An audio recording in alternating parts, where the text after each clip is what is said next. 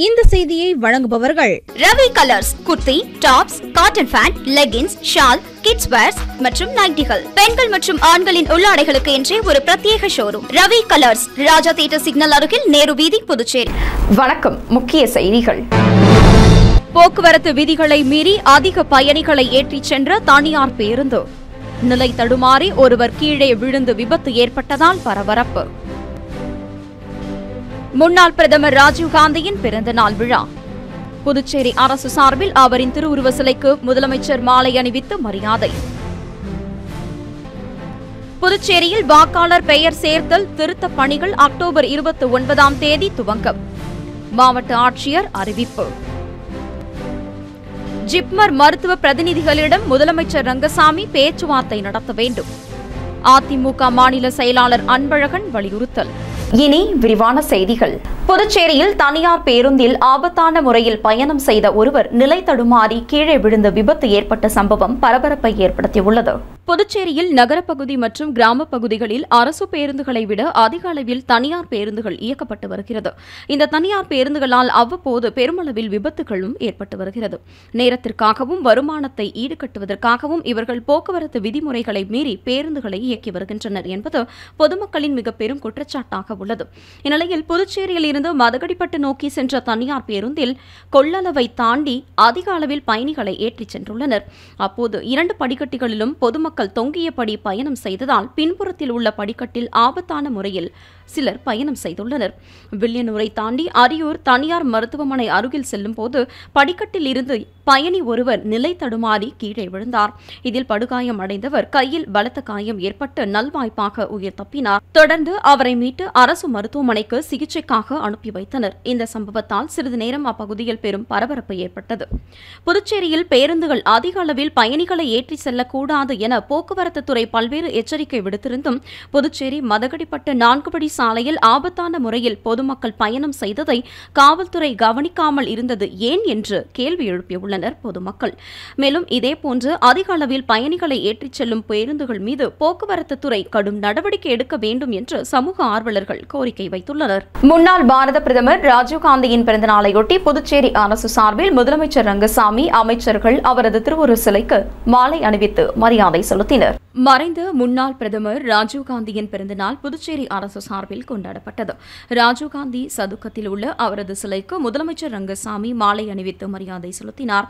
தொடர்ந்து அமைச்சர் லட்சுமி நாராயணன், துணை சபாநாயகர் ராஜவேலு, அரசு கொறடா ஏகேடி ஆறுமுகம், சட்டமன்ற உறுப்பினர்கள் ரமேஷ், பாஸ்கர், லட்சுமிகாந்தன், தலைமை செயலர் சனத் சவுகான், காவல்துறை தலைமை இயக்குநர் ஷாலினி சிங், அரசு செயலர்கள் ஆஷிஷ் மாதோராவ், மாரோ, ஜவஹர், கேசவன், சீனியர் காவல்துறை கண்காணிப்பாளர் நார சைத்தன்யா ஆகியோர் மாலை அணிவித்து மரியாதை செலுத்தினர். தொடர்ந்து சர்வமத பிரார்த்தனையுடன் புதுச்சேரி பாரதியார் பல்கலைக்கூட ஆசிரியர்கள் மற்றும் மாணவர்களின் தேசபக்தி பாடல்கள் இசைக்கப்பட்டன. தொடர்ந்து முதலமைச்சர் ரங்கசாமி சரத் பவனா உறுதிமொழியை வாசிக்க அனைவரும் உறுதிமொழி ஏற்றுக் கொண்டனர். புதுச்சேரியில் வாக்காளர் பட்டியலில் பெயர் சேர்த்தல் உள்ளிட்ட திருத்தப் பணிகள் வரும் அக்டோபர் 29ஆம் தேதி துவங்க உள்ளதாக மாவட்ட ஆட்சியர் குலோத்துங்கன் தெரிவித்துள்ளார். புதுச்சேரி மாவட்ட ஆட்சியர் குலோத்துங்கன் வெளியிட்டுள்ள செய்திக்குறிப்பில், இந்திய தேர்தல் ஆணையம் 18 வயது பூர்த்தியடைந்த நபர்களை வாக்காளர் பட்டியலில் சேர்க்க அறிவுறுத்தியுள்ளது. அதன்படி இறந்த மற்றும் வேறு மாநிலத்திற்கு குடிபெயர்ந்த வாக்காளர்களின் பெயர்களை நீக்குதல், வாக்காளர்களின் முகவரி, புகைப்படம் போன்றவை திருத்தம் செய்தல் ஆகிய பணிகள் வரும் அக்டோபர் மாதம் 29ஆம் தேதி முதல் துவங்க உள்ளது என்று தெரிவித்துள்ளார். இதன் ஒரு பகுதியாக புதுச்சேரி சட்டசபை தொகுதியில் வாக்காளர் பட்டியலில் உள்ள வாக்காளர்களின் வீடுகளுக்கு சென்று வாக்காளர் பட்டியலில் சரிபார்க்கும் பணிகளை அதிகாரிகள் மேற்கொள்ள உள்ளனர் என்றும் குறிப்பிடப்பட்டுள்ளது. ஜிப்மர் மருத்துவ பிரதிநிதிகளை முதலமைச்சர் ரங்கசாமி அழைத்து பேசி மருத்துவர்களின் போராட்டத்தை கைவிட செய்ய வேண்டும் என அண்ணா திராவிட முன்னேற்றக் கழக மாநில செயலாளர் அன்பழகன் வலியுறுத்தியுள்ளார். புதுச்சேரி அதிமுக செயற்குழு கூட்டத்தில் நிறைவேற்றப்பட்ட தீர்மானங்கள் குறித்து விளக்க ஆலோசனைக் கூட்டம் புதுச்சேரி உப்பளம் அதிமுக தலைமை அலுவலகத்தில் நடைபெற்றது. கூட்டத்திற்கு அதிமுக மாநில செயலாளர் அன்பழகன் தலைமை தாங்கினார். மாநில அவைத் தலைவர் அன்பானந்தம், மாநில ஜெயபேரவை செயலாளரும் முன்னாள் சட்டமன்ற உறுப்பினருமான பாஸ்கர் ஆகியோர் முன்னிலை வகித்தனர். கூட்டத்திற்கு பின்னர் செய்தியாளர்களை சந்தித்த அன்பழகன், மறைந்த திமுக தலைவர் நினைவு நாணயம் வெளியிட்ட நிகழ்ச்சியை மையப்படுத்தி தனது கட்சியைச் சேர்ந்த அமைச்சர் பெருமக்களை பல்வேறு வழக்கில் இருந்து விடுவிக்க மத்தியில் ஆளும் பாஜகவுடன் நெருக்கத்தை திமுக முதலமைச்சர் ஸ்டாலின் ஏற்படுத்தியுள்ளது கண்கூடான ஒன்றாகும். இதை சுட்டிக்காட்டிய அதிமுக பொதுச் செயலாளரின் குற்றச்சாட்டுக்கு நேர்வழியில் பதில் சொல்ல முடியாமல் பல பொய்யான தகவல்களை எடுத்துக் கூறிய தமிழக திமுக முதலமைச்சர் ஸ்டாலின் செயலை வன்மையாக கண்டிப்பதாகவும், கொல்கத்தாவில் பயிற்சி முதுநிலை பெண் மருத்துவர் பாலியல் பலாத்காரம் செய்து படுகொலை செய்யப்பட்ட சம்பவத்தை வன்மையாக கண்டிப்பதாகவும் உச்சநீதிமன்றம் தானாக முன்வந்து இந்த வழக்கு பதிந்துள்ள நிலையில், பொதுமக்களை பாதிக்கும் வகையில் ஜிப்மர் உள்ளிட்ட அரசு மருத்துவமனைகளில் போராட்டம் நடத்தும் மருத்துவ பிரதிநிதிகளை முதலமைச்சர் உடனடியாக அழைத்து பேசி போராட்டத்தை கைவிட வழி செய்ய வேண்டும் என்று தெரிவித்துள்ளார்.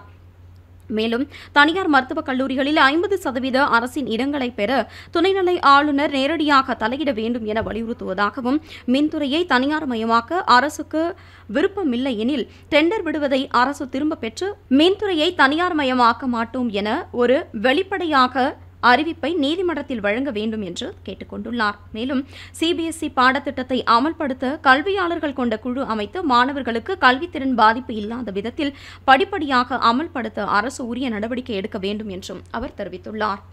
புதுச்சேரியில் உள்ளாட்சி தேர்தலை நடத்த வேண்டும் என வலியுறுத்தி மக்கள் முன்னேற்றக் கழகத்தினர் நகராட்சி அலுவலகம் முன்பு ஆர்ப்பாட்டத்தில் ஈடுபட்டனர். புதுச்சேரியில் கடந்த 2006ஆம் ஆண்டு உள்ளாட்சி தேர்தல் நடைபெற்றது. தேர்தலில் தேர்வு செய்யப்பட்ட பிரதிநிதிகள் பதவிக்காலம் 2011ஆம் ஆண்டு முடிவடைந்தது.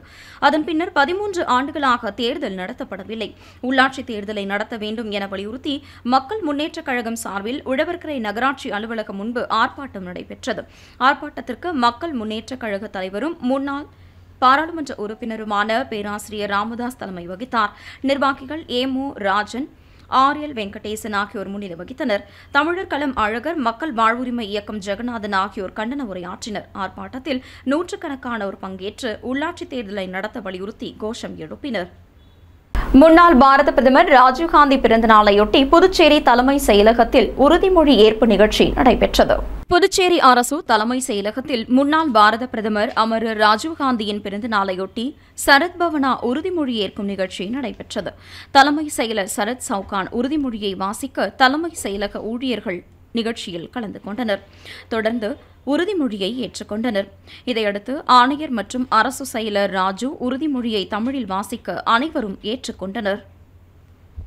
மறைந்த முன்னாள் பிரதமர் ராஜீவ்காந்தியின் பிறந்த நாளையொட்டி புதுச்சேரி காங்கிரஸ் கட்சி தலைமை அலுவலகத்தில் அவரது திருவுருவப் படத்திற்கு காங்கிரசார் சார்பில் மலர் தூவி மாலை அணிவித்து மரியாதை செலுத்தப்பட்டது. முன்னாள் பாரத பிரதமர் ராஜீவ்காந்தியின் பிறந்தநாள் கொண்டாடப்பட்டது. இந்நிலையில் காங்கிரஸ் கட்சி தலைமை அலுவலகத்தில் ராஜீவ்காந்தியின் பிறந்தநாளை முன்னிட்டு புதுச்சேரி காங்கிரஸ் கட்சி தலைவரும் பாராளுமன்ற உறுப்பினருமான வைத்திலிங்கம் தலைமையில் காங்கிரஸ் கட்சி கூட்டம் நடைபெற்றது. கூட்டத்தில் முன்னாள் பாரத பிரதமர் ராஜீவ்காந்தியின் செயல்பாடுகள் குறித்தும் கட்சியை மேம்படுத்த மேற்கொள்ள வேண்டிய நடைமுறைகள் குறித்தும் நிர்வாகிகளிடையே கட்சியின் தலைவர் வைத்திலிங்கம் உரையாற்றினார். முன்னதாக கட்சி அலுவலகத்தில் அலங்கரித்து வைக்கப்பட்டிருந்த ராஜீவ்காந்தியின் திருவுருவப் படத்திற்கு மாலை அணிவித்து மரியாதை செலுத்தப்பட்டது. நிகழ்ச்சியில் முன்னாள் முதலமைச்சர் நாராயணசாமி, சட்டமன்ற உறுப்பினர் வைத்தியநாதன், முன்னாள் அமைச்சர் ஷாஜகான், முன்னாள் சட்டமன்ற உறுப்பினர்கள் கார்த்திகேயன், ஆனந்தராமன் உள்ளிட்ட மகிழா காங்கிரஸ் நிர்வாகிகள் மற்றும் கட்சி நிர்வாகிகள், தொண்டர்கள் பலர் கலந்து கொண்டு ராஜீவ்காந்தியின் திருவுருவப் படத்திற்கு மலர் தூவி மரியாதை செலுத்தினர். தொடர்ந்து நிர்வாகிகள் அனைவருக்கும் இனிப்புகள் வழங்கப்பட்டது. இனி வருவது புதுவையில் இன்றைய தங்கம் மற்றும் வெள்ளி விலை நிலவரம். இன்றைய தங்கம் வெள்ளி விலை விவரம். புதுவையில் இன்றைய தங்கம் வெள்ளி விலை விவரம் வழங்குபவர்கள் முத்து கோல்ட் ஹவுஸ், பாண்டிச்சேரி. தங்கம் 1 கிராம் 6660 ரூபாய்.